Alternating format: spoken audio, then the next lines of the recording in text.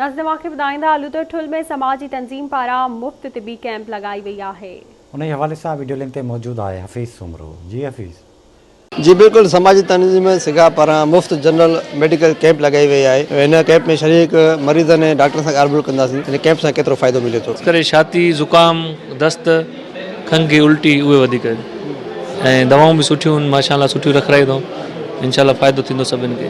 हिते मरीज़ जेके दिलि जा बि आहिनि न्यूरो फिजिशियन जे लाइ बि जंहिंखे मथे में सूर आहे ॿारनि जी ओपीडी आहे लेडीज़ ओपीडी आहे ये सभु डॉक्टर हिते मौजूदु आहिनि।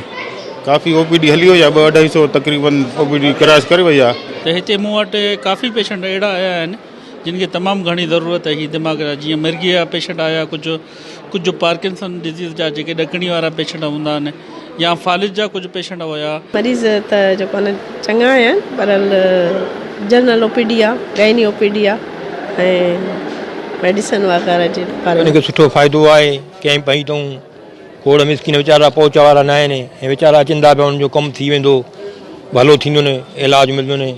ही तमामु बहितर आहे, सभ खां वधीक बहितर आहे जेको बि करे थो।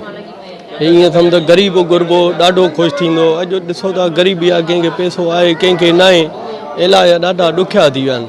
मेडिकल कैंपूं, शुगर जूं कैंपूं, हेपाटाइटिस खां बचाव जूं कैंपूं ऐं मुफ़्त अखियुनि जे इलाज ऐं ऑपरेशन जूं कैंपूं लॻाईंदा आहियूं। असांजो मक़सदु इहो आहे त ग़रीब माण्हुनि खे वधि में वधि फ़ाइदो थिए। मुख़्तलिफ़ डॉक्टर आहिनि, दिलि जो डॉक्टर आहे, दिमाग़ जो डॉक्टर आहे, लेडीज़ जो आहे, ॿारनि जो आहे। हिते तक़रीबन 200-300 मरीज़ हिन कैंप मां फ़ाइदो हासिलु करे चुका आहिनि। अहिड़े कैंप लॻण सां ख़ासि तौर ते ग़रीबनि खे वॾो फ़ाइदो थिए थो।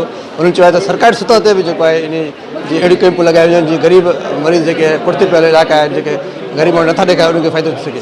कैमरामैन मुजाहिद भट्टी सां गॾु हफ़ीज़ सुमरो, आवाज़ न्यूज़ ठुल।